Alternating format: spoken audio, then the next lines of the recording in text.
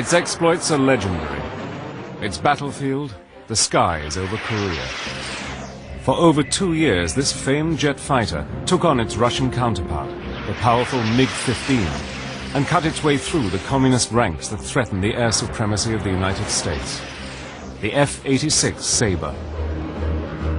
In one-to-one dogfights, the Sabre created a new breed of American fighter aces. You need the will to fight. That's what you supposedly have trained for all your career. In its dual roles as interceptor or fighter-bomber, the Sabre was a battle ram. Nobody is prouder of what they flew than an F86 Sabre pilot is of what he flew. It was the cream of the crop for a young fighter pilot in the early 50s. Using archive film and color reenactments, Battle Stations retraces the remarkable story of America's first swept-wing fighter and enters the world of the elite, battle-hardened air crews of the F86 Sabrejet.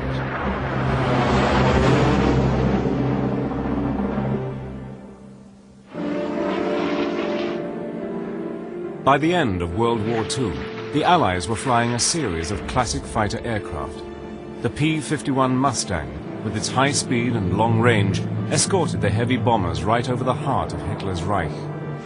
The F-4U Corsair was a brilliant fighter bomber which the Japanese nicknamed Whistling Death. And the legendary Spitfire had helped the RAF win the Battle of Britain. The pilots who flew these fighters were the elite of the elite. But all these planes were propeller-driven.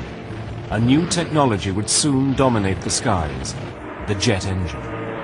Only one nation, Germany, had deployed a jet fighter in actual combat by the end of the war, the super-fast Messerschmitt 262. In the years after the war, the race was on for the victors to develop jet fighters. The company that had designed and built the piston-engined Mustang, North American Aviation, was at the forefront of jet fighter development. The president of the company was Dutch Kindleberger, a very capable engineer, and also had an understanding of general management and had an influence over the designer, that you not only built an airplane that could perform, but you also had to design it so that you could produce it.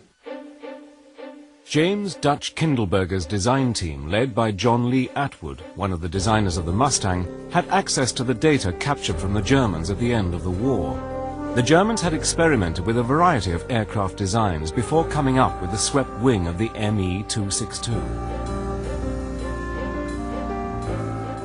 And it had an advantage in its speed and flying capability. And this information then was transferred back to the U.S., and our technical people studied this information and discovered that a 35-degree sweep would have a tremendous advantage on speed and maneuverability. By August 1947, North American's design team had produced a prototype jet fighter designated the XF-86. The first flight was made by George Welsh, North American's leading test pilot. Although the takeoff was a success, Welsh encountered serious problems in mid-air. He couldn't get the plane's nose gear down on the return. It looked as if the first flight of the XF-86 would end in disaster. Another test pilot, Bob Hoover, was flying the chase plane alongside Welsh. Hoover saw the danger and radioed Welsh to try and land on the two back wheels. Airplane's been landed without the nose gear a lot of times, and it's no big problem for you. And I'll be right with you, and if you need any help, I'll be touching down with you and stopping with you. And I think it's the right thing for you to do. Otherwise, you're going to cost the company an awful lot of time and money to belly it in. With the plane approaching the airfield fast and the nose gear refusing to come down, Hoover again tried to persuade Welsh not to belly land the jet. As we came in on the approach, I asked him the last time he still had his gear up. I said, "George, please put the gear down. I see no danger for you." And as he slowed down, I said, now dump your flaps, which would help you to get them to keep the nose up. And he dumped the flaps, and I said, hold it off, hold it off. And as he slowed down, the air loads came off, and the gear came out and locked. Having survived its first test flight, the F86 was put through air trials lasting several months. The aircraft first flew supersonic in April 1948, setting a new world airspeed record of 670 miles per hour.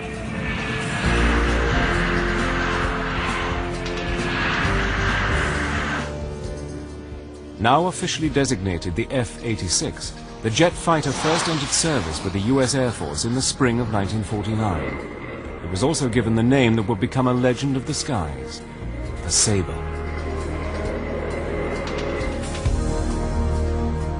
The Sabre was a triumph of design. Its main features were a 35-degree swept wing and an oval fuselage. Air entered through a nose intake for the jet engine that was in the rear half of the plane. Everybody in that era wanted to fly the Sabre. You never knew whether you were going to get to because you didn't make those decisions when you were an aviation cadet or a young second lieutenant.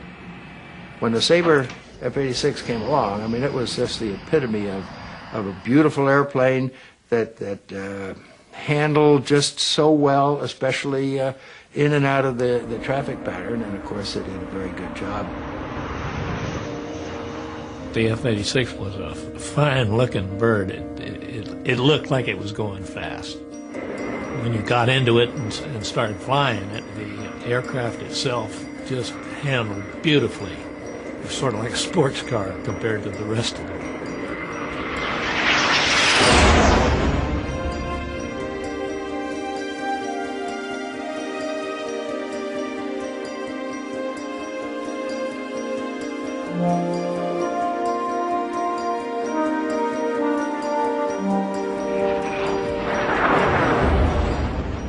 For these future Top Guns, the Sabre seemed to be invincible. But the Sabre would soon have its baptism of fire as its pilots found themselves in a life and death struggle with a deadly adversary in the skies high over Asia.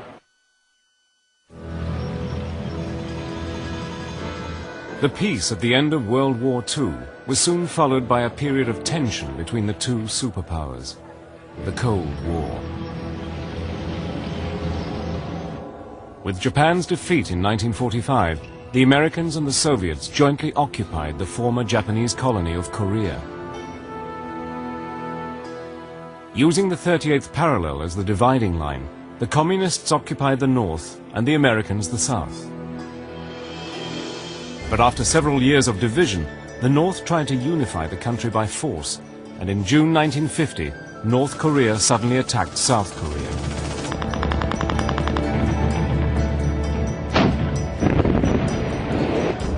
President Truman immediately pledged the United States to lead a United Nations force to defend South Korea. By November 1950, UN troops had forced the Communists right back across North Korea as far as the Chinese border, along the Yalu River. But to the amazement of the West, the Chinese now entered the war. Hundreds of thousands of Chinese volunteers came pouring down out of the mountains and threw the UN troops back in a major rout.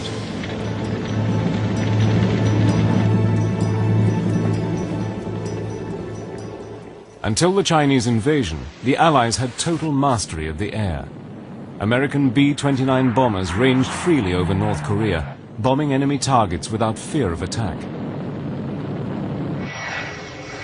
Now, flying out of bases inside China, a new jet suddenly appeared in the skies. It was a super-fast machine, the MiG-15. Allied bombers who once flew unchallenged suddenly found themselves easy targets. None of the Allied planes could compete with the Russian-built MiG. Losses mounted.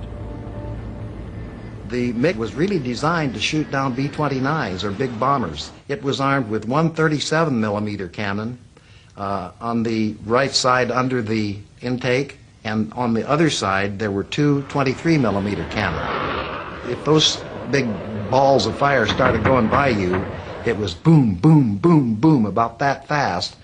And you'll never forget them. The US Air Force was stunned. They desperately needed something to match the speed and firepower of the MiG-15. Air power was clearly the major advantage that Allied forces had enjoyed at this point. So the MiG-15 was a huge threat to that. Its impact was enormous, and it forced the United States to deploy F86 units which might well not have been deployed. It would take several months to get the Sabre squadrons operational for Korea. But US Command decided to rush out an advance party of Sabres immediately. 26 F86s from the 4th Fighter Interceptor Wing flew from their base in Delaware to the west coast. Here the aircraft were wrapped and loaded onto the decks of tankers bound for Japan, where they would then be flown onward to Korea.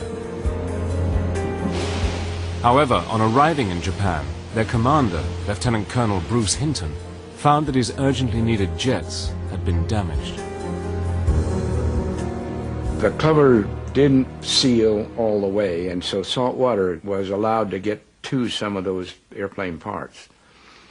The amazing thing to me was the corrosion was so vast. Out of the initial load, we managed to get 7 airplanes that were in good enough condition so that they could be taken to Korea.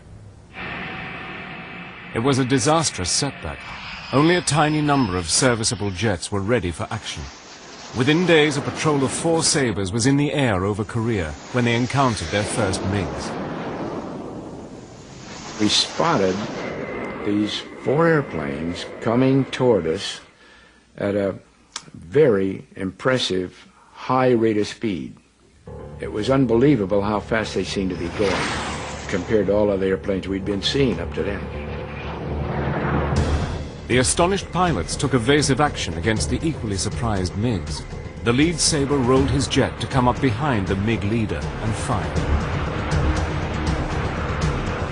I used almost my entire load of ammunition on him before he finally looked like he was out of control and went on into the ground.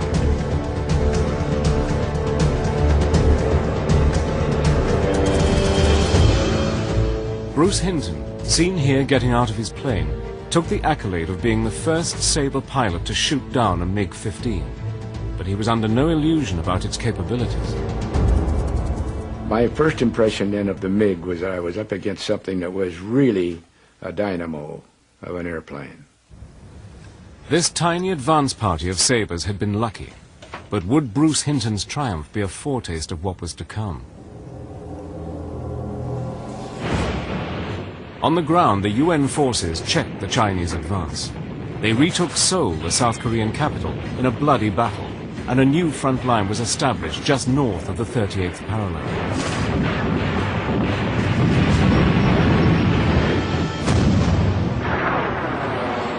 The majority of the Sabres arrived in Korea in early 1951. I almost cried when World War II ended because I was 16 and was afraid I wouldn't get to fly combat. And I was just frothing at the mouth to get into the war.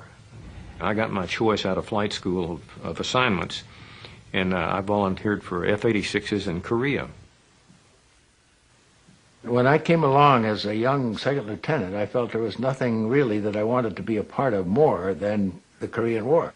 That was the action. That was where the potential for what all we had been working for and how we were given the opportunity to participate in it. For many of the young aircrew who had never left their hometowns before, Korea was another world. It was extremely cold. From Alabama, I had never felt cold like that. But the stench was just awful. And everywhere you looked, there were destroyed buildings. So the war was immediately visible to you. And the stench of sewage was everywhere. 2 fighter interceptor wings of Sabres were eventually assigned to Korea. The 4th, headquartered at Kimpo, and the 51st at Suwon. Each wing had 3 Sabre squadrons. It took more than 200 men to maintain and fly a squadron of 25 Sabre jets. An operational tour of duty in Korea was 12 months, or 100 missions for pilots. The men spent their tour mostly working and living on the base. Our quarters were up on a hill that overlooked Kempo Air Base, K-14, and it was an old Japanese fighter base, and we lived in Japanese barracks. We had a common latrine for the area, and then the officers' club, actually it was the officers' open mess. It was called Swig Alley. We had movies every night. The movie screen was on a downhill slope overlooking Kempo Air Base, and at night we'd watch movies and watch the artillery going off on the front lines. That's how close we were. The arrival of the F86 Sabre had given the Air Force a formidable weapon against the MiG. Although outnumbered, America's first swept-wing fighter was about to enter a life-or-death struggle in history's first jet versus jet air war. Spring 1951.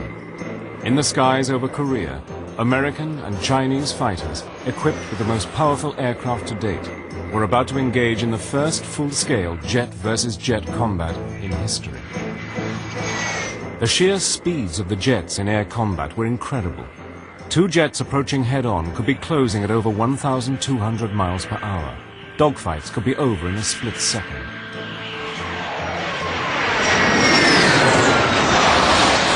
At the speed you're flying, it doesn't take much of a split-second mistake in judgment to throw your aircraft in 3 counties away from where you really want it to be. Many of the pilots who flew in Korea were themselves experienced piston engine flyers from World War II. They had to adapt quickly to the differences in jet fighter combat. What it really did was to enlarge on the area that you covered when you were in combat. In other words, circling, attacking, dogfighting, and that sort of thing, at higher speeds required a lot more altitude and a lot more geography. And so that was the major difference. The Sabres were kept in bays protected by sandbags. Each aircraft was assigned a ground crew. The crew chief was a highly trained mechanic dedicated to ensuring the aircraft was combat ready at all times. I would visually look at the aircraft and make sure that the wings were clean, the tires were inflated, the electrical system was all running and operating, and the instrumentation also was running. I would check the aircraft thoroughly, and if it needed any repair, I would either make it or have it done by a specialist. The bitterly cold winters were another problem for ground crews. The simple task of starting a jet engine was a major undertaking. That extreme cold weather makes metal contract, and of course your aircraft is all metal. So it made it kind of hard for taking parts off and then putting parts back on. We had to learn to work with gloves because we didn't dare touch bare metal with gloves or we would lose skin off our fingers. And that actually happened to a couple of fellas that didn't take the precaution. A major problem with flying jet fighters was the intense pull of gravity, known as the G-force. The faster the acceleration, especially when the plane pulled out of a dive, the more serious the consequences for pilots. As you pull G's, the force of gravity forces blood away from your brain. Eventually you'll black out and go completely unconscious. To combat this problem, the Air Force introduced a G-suit, which was a nylon girdle holding a set of rubber bladders across the abdomen and legs. These bladders would fill up. The more G's you pulled, the more air would be pumped into these bladders, and as a result it would squeeze your lower extremities to the point whereby it would prevent the blood from coming down here and your legs swelling up. In addition to the flying equipment, a pilot carried his .45 automatic, a Mae West, and a parachute. When we flew with those things on, with all this equipment inside, the first thing you noticed was when you got in the cockpit and you had to be assisted in, the crew chief, before you taxied out, had to reach across you and push the gunfire circuit breaker. You couldn't do it because you were too bundled up. So it was up to the crew chief to make sure your guns would fire when you got off the ground. Pilots liked the Sabre's cockpit. Its design was simple and efficient. The layout was good. The switches, the gauges were where you wanted them to be. And it was very easy to pick up rapidly where each one was and where the differences were. You had a fairly roomy cockpit, and you were able to turn around, and if you stretched and twisted, you could look directly behind you. The F86 Sabre was armed with 6 50 caliber Browning M3 machine guns. When you fire those guns, you have approximately 1,500 rounds per gun. That's enough to make it fire about 45 seconds continuously, but you don't do it that way because then you're out of ammo. So you usually fired in short bursts. But when you did, that's the loudest sound you're ever going to hear, because 6 of those things on all sides of you is one loud noise. Yet despite its high rate of fire, the Sabre was outgunned by the MiG's cannons. We could hit the MiG a number of times, and the MiG wouldn't necessarily go down.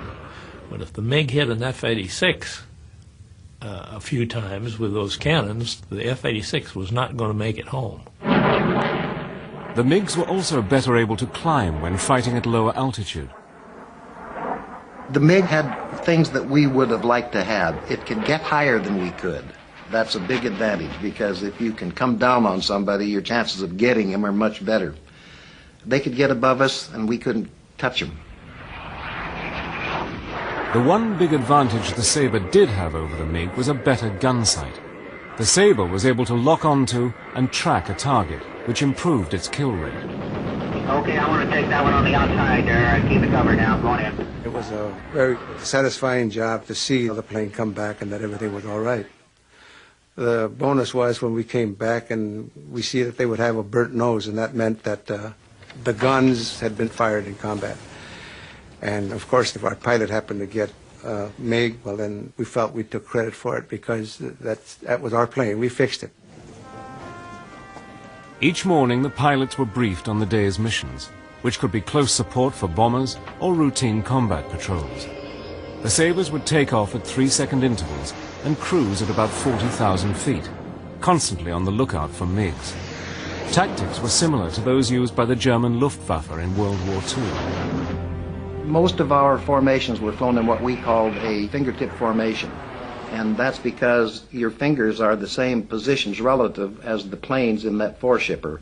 This would be the leader out in front. This would be his wingman, the number 2 man.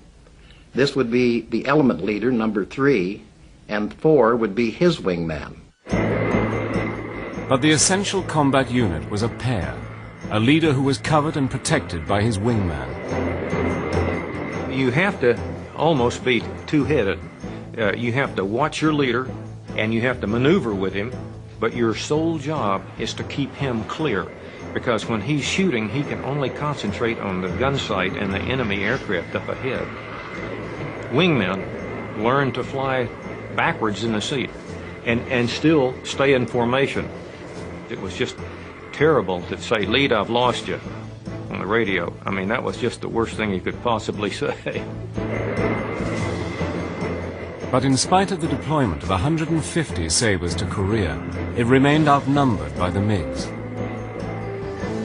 When the two jets met in face-to-face combat, the encounter often came down to the skills and courage of the individual pilots. Armed with the most lethal fighter in the Air Force, American Sabre pilots were about to take on MiG pilots in some of the fiercest dogfights ever seen.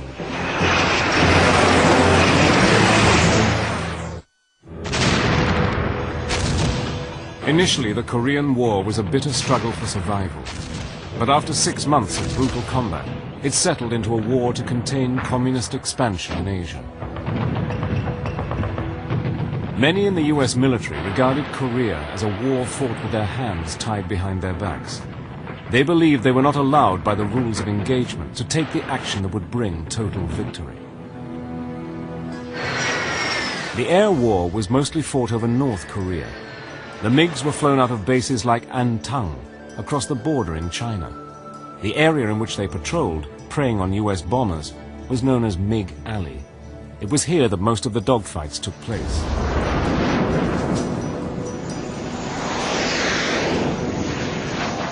However, the rules of engagement laid down by the United Nations prohibited Allied aircraft from crossing the Yalu River and flying over Chinese airspace, for fear of escalating the war into a bigger conflict. It was the most frustrating time I spent over there. With MiGs descending all around me, ignoring me, but descending into Antung, and I couldn't shoot at them. Our enemy was flying out of a sanctuary that we couldn't get to, and so they could retire anytime they wanted to. But we found ways to overcome that, and although we don't talk about that much, I don't think it's been publicized much. We crossed the Yalu River periodically and went over where they were, and they knew it, and they knew we were doing it. Flying the long distance to MiG Alley meant Sabres only had about 20 minutes combat time before having to make the return journey to home base. We had to go 200 miles into enemy territory to get to them. It was usually up on the Yalu River. That made our job tougher because we couldn't stay there long. They were fighting above their own airfields a lot of the time. If they got hit and had to bail out, why, they were up again the next day. If we got hit and didn't get killed, we were a prisoner. We knew that the North Koreans were killing our prisoners of war, and 66% of ours and the United Nations POWs never made it home. So we knew that it was a big, big danger. The primary role of the F86 interceptors was to locate and destroy MiGs, but not to attack ground targets. But occasionally this rule was broken. On May the 13th, 1952, Colonel Bud Mahurin was returning from a mission 100 miles north of the front line. I looked down on the ground, and there was a truck going down a road. And I thought, well, I'll just go knock that truck off and go home, and I'll have this keen story to tell the guys at the bar when I get back home. As Mahurin's Sabre positioned itself to attack, it was hit by North Korean ground fire and badly damaged. Unable to gain altitude, the crippled Sabre could not get away from more ground fire. I got hit about 4 more times, and at the end of that, I had fire warning lights. These are crucial, by the way. This is when it's just about ready to blow up, and I knew that I was not high enough to bail out, so I had to fly it into the ground. And I rolled over a couple of times, and when it all came to a stop, managed to drop out into the mud, and I broke my arm while that was going on.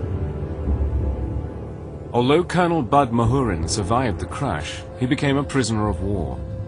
Over the next 16 months, he was subjected to both physical and mental torture.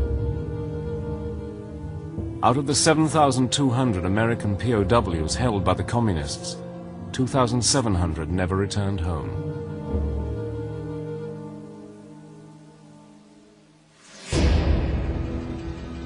Although the Soviet Union was officially not part of the conflict in Korea, Russian pilots were actually flying MiG sorties and training Chinese pilots. But again, to avoid the risk of escalating the conflict into a catastrophic nuclear war, the UN never admitted in public that it knew Russian pilots were engaged in air-to-air combat.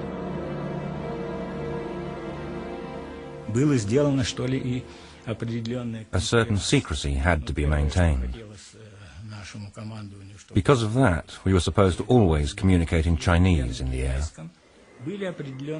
There were certain restrictions for us. We were not allowed to fly over the sea because one could be shot down, and we had to avoid at all costs being taken prisoner. Sabre pilots soon began to recognize the Russian-flown MiGs. As I looked around, just as he was getting ready to break off the attack, why, he was probably only 30, 40 feet away, and he had just carrot red eyebrows. And I thought, that's very strange for an Oriental. The communists formed training flights of up to 200 MiGs. Chinese and North Korean pilots were usually less well trained than the Americans and less eager for action. The MiGs frequently used to come down through us, like on an express elevator. We used to dive straight through and keep going. Other times, they would stand there and slug it out with you for a few minutes before they took off. Whoever blinks first is going to lose. Aerial combat is a very impersonal thing. You know that there's another individual there, but it's more of an airplane and its performance, and I'm not being cold about it, but it was a challenge of airplane versus airplane, and not that much concern about the people involved. The MiGs outnumbered Sabres by 5 to 1. Ambitious American pilots knew that they could quickly make their reputation by shooting them down. A new breed of ace soon appeared in Korea. Pilots who proved themselves to be determined and ruthless hunters. Making ace, the term, was developed by the French in World War I. And if a pilot got 5 aerial victories, then he was declared an ace. And it became every fighter pilot's dream to get 5 kills. And that was certainly my dream. It was just fighter versus fighter, which is the greatest sport there is. You need the will to fight. And that's what you supposedly have trained for all your career. And now that the time has come, you're supposed to put up. My all-time favorite ace of aces was Ralph Parr, because he would tackle 8 MiGs all by himself and just go round and round and round with them. Ralph Parr was tested to the limit during an encounter with a Russian ace. This film was taken by the gun camera in his Sabre. I took him off my squadron commander's tail and let him know that I was there by shooting in front of him just to get his attention. And we went into a dogfight that lasted for 6 minutes before I pulled the trigger again. 6 minutes of violent maneuvering, and anything I could do, he could do just as well. And I had the gun sight almost on him, but it wasn't there, and I didn't fire. You don't shoot until the picture's right. Parr fired a burst at the MiG, but it was too far away. First time I shot at him, I was pulling 9.5 Gs and my gun sight fuse blew. And from that time on, it behooves you to get closer so you don't miss. I nailed him from somewhere in the vicinity of about 20 to 30 feet. Ralph Parr shot down 10 MiGs, making double ace in just 7 weeks. He was a real professional. And he retired as the most decorated fighter pilot in the Air Force. Some Sabre aces had an arrogant, devil-may-care attitude. On one occasion, Captain Joe McConnell was in hot pursuit of 2 MiGs across the Yalu River when he ran into a whole pack. Dean Abbott was McConnell's wingman. I called MiGs coming in from 4 o'clock, roger. MiGs coming in from 9 o'clock, roger. I kept calling out flights of MiGs until finally I said, "My God, Joe, there must be 30 of them." His response, for which he got justifiably famous, was, "Yeah, and we've got them all to ourselves." With Abbott protecting his wing, McConnell shot down his 14th MiG of the war. Then, as the Sabres circled behind another 4 MiGs, a 5th pounced on Abbott.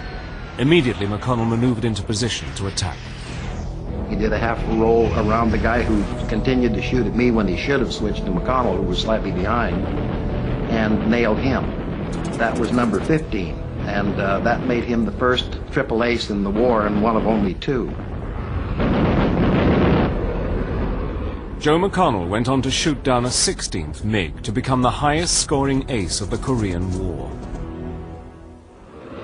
In the span of just 2 years, the F86 Sabre had proved itself as an interceptor and more than a match for the MiG. But as the demands of the war continued with no end in sight, it was now about to take on a new role as a deadly fighter bomber. From the first day of the Korean War, the ability of the ground forces to call in fighter bombers for support had been crucial. The Air Force had been using F-80 and F-84 jets for low-level ground support, but the speed and maneuverability of the Sabre also made it ideal as a fighter-bomber. It was a tremendous fighter-bomber. The real advantage we had with the 86 was that we could go anywhere we wanted, drop the bombs, and we could engage the MiGs and be fully capable of handling both roles. In April 1953, the 8th and the 18th fighter-bomber groups were armed with the new Mark F Sabres. An improved engine meant the Sabre could now rival the MiG's rate of climb up to 52,000 feet. Aircrews were now trained in low-level flying. Some pilots even transferred from the interceptor wings to join the new fighter-bomber groups. The interceptor guys, if they get MiGs, get the glory. But the real fun in flying that airplane was to hit targets on the ground. And it was a good airplane for that role, too. Meanwhile, in California, Bob Hoover, North American Aviation's celebrated test pilot, had been testing a new bombing technique with the F86F when he was contacted by the Air Force. The general said, I understand you're doing some very successful bombing with the airplane. And I said, yes, I think we've got a technique that I can drop 10 or 15 bombs right on the target anytime you wish me to. So he watched me just pick them off one after the other right into the target. And he said, get your bags packed. He said, you're going out to Korea right now. Hoover was assigned to the 18th Fighter Bomber Group to take part in a special mission to test his new bombing technique. I was cleared for top secret, and the colonel who was conducting the mission, the leader of it, he said, we've got a civilian going with us today, and if he has any kind of a malfunction and has to get out of that airplane, it's our responsibility to make sure he doesn't hit the ground alive.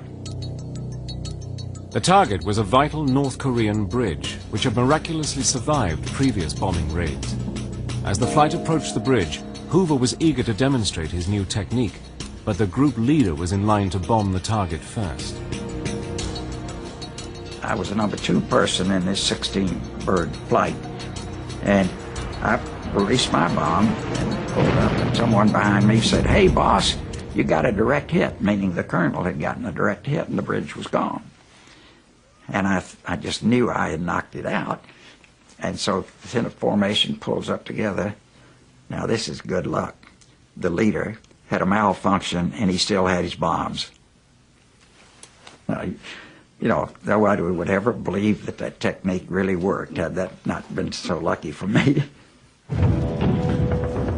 During the spring of 1953, Communist forces began to plan a series of major assaults, which they hoped would strengthen their position at the truce talks taking place at the United Nations in Panmunjom.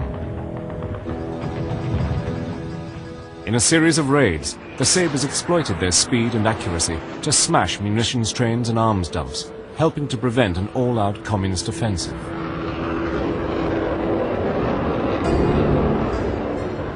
We could commence or dive at 30,000 feet. In about 20,000 feet, you could identify your target, and you go all the way in. You drop your bombs, the bomb goes off before they hear the noise of the aircraft. Returning from a low-level raid over enemy territory, D. Harper, a pilot with the 18th Wing and World War II veteran, suddenly felt the thud of flak hitting his Sabre. Within seconds, the compressor exploded and the engine seized. Harper hoped to glide the stricken plane towards the sea and sent a mayday to the rest of the flight.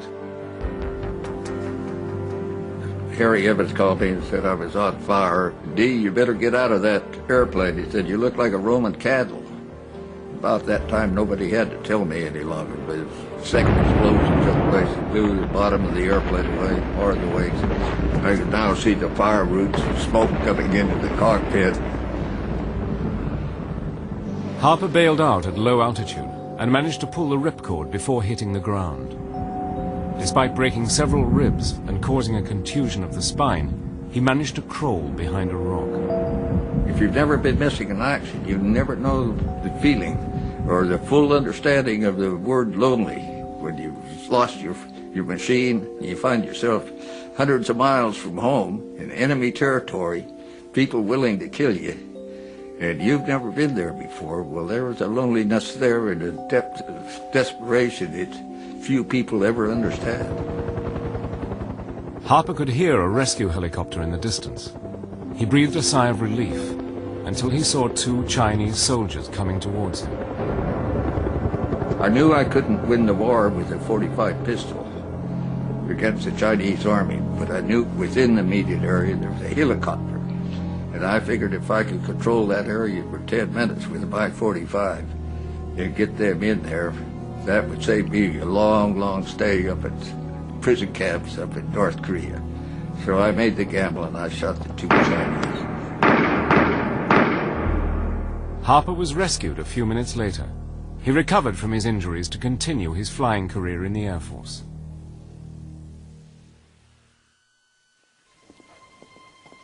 In June 1953, the talks at Panmunjom finally led to the signing of a ceasefire. To the soldiers and airmen in Korea, it was a relief. The war had cost dearly. 54,000 Americans had lost their lives. Chinese losses ran into hundreds of thousands, and the Koreans lost more than 1 million people.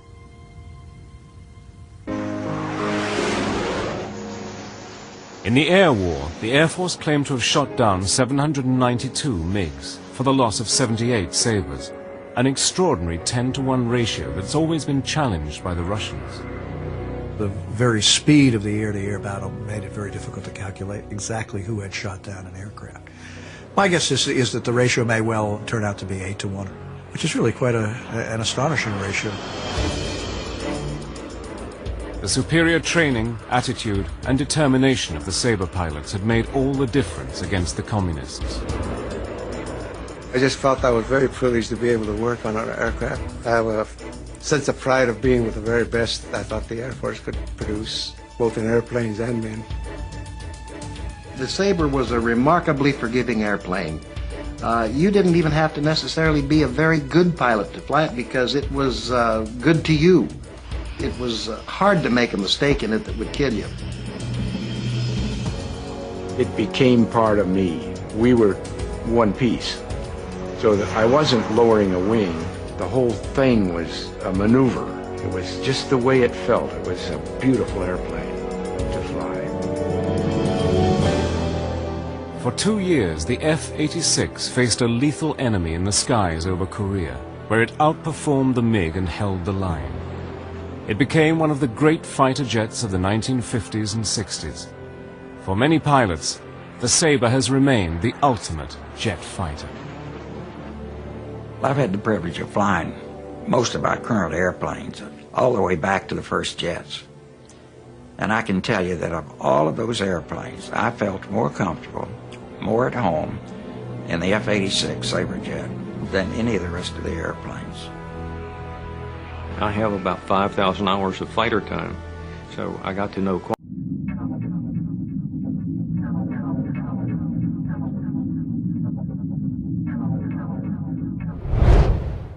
There are a lot of times, and it's no big problem for you, and I'll be right with you, and if you need any help, I'll be touching down with you and stopping with you, and I think it's the right thing for you to do. Otherwise, you're going to cost the company an awful lot of time and money to belly it in.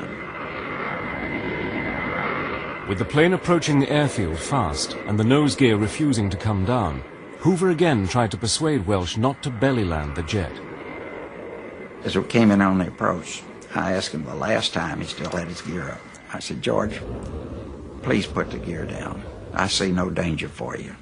And as he slowed down, I said, "Now dump your flaps," which would help you to get them to keep the nose up. And he dumped the flaps, and I said, hold it off, hold it off. And as he slowed down, the air loads came off, and the gear came out and locked. Having survived its first test flight, the XF-86 was put through air trials lasting several months. The aircraft first flew supersonic in April 1948, setting a new world airspeed record of 670 miles per hour.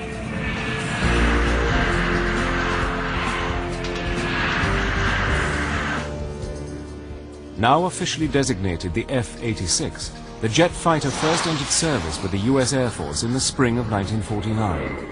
it was also given the name that would become a legend of the skies, the Sabre. The of the F86 Sabre jet.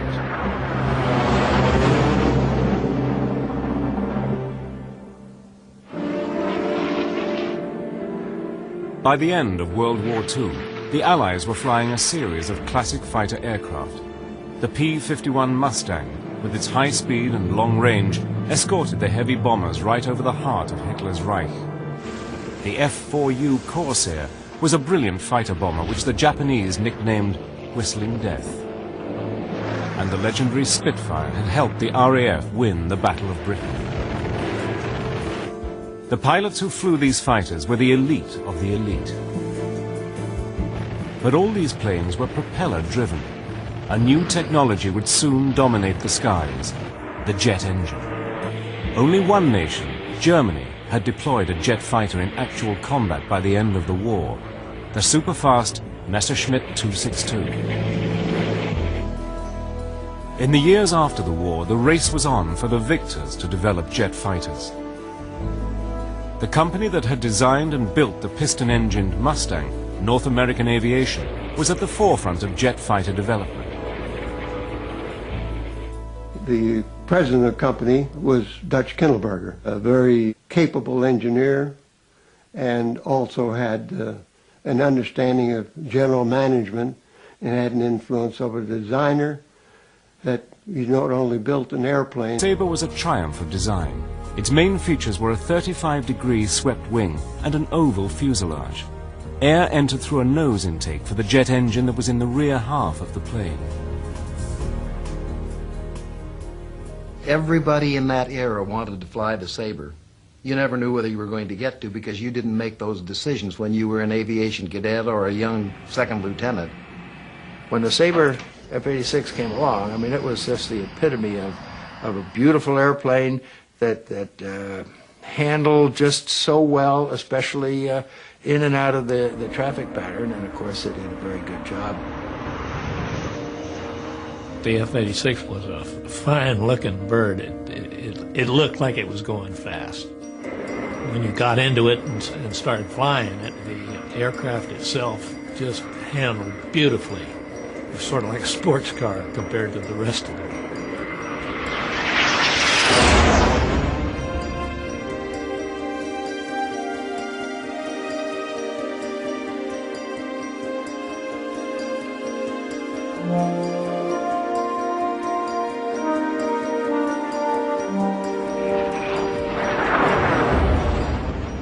For these future Top Guns, the Sabre seemed to be invincible. But the Sabre would soon have its baptism of fire as its pilots found themselves in a life and death struggle with a deadly adversary in the skies high over Asia. That could perform, but you also had to design it so that you could produce it. James Dutch Kindleberger's design team, led by John Lee Atwood, one of the designers of the Mustang, had access to the data captured from the Germans at the end of the war. The Germans had experimented with a variety of aircraft designs before coming up with the swept wing of the ME-262. And it had an advantage in its speed and flying capability.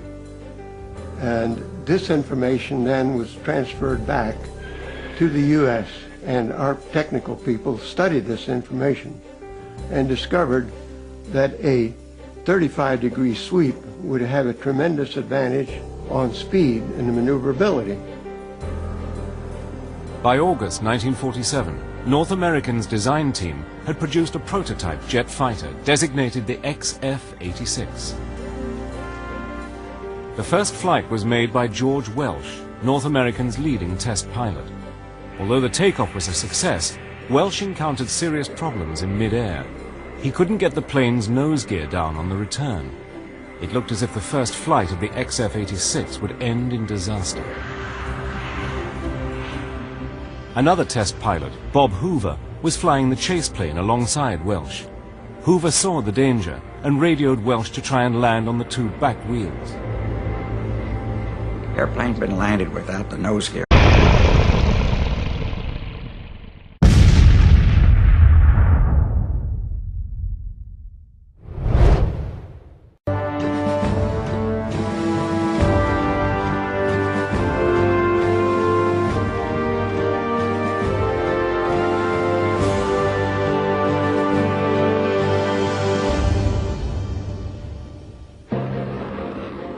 Its exploits are legendary.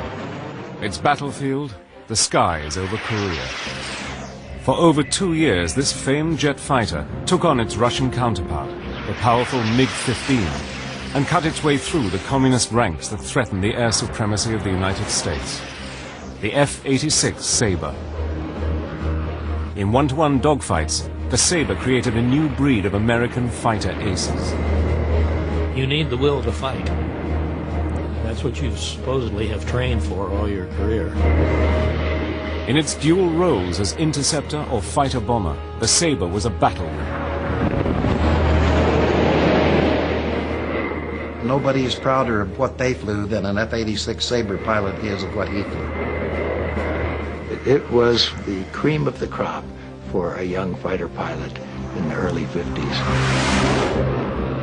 Using archive film and color reenactments, Battle Stations retraces the remarkable story of America's first swept-wing fighter and enters the world of the elite, battle-hardened air crews.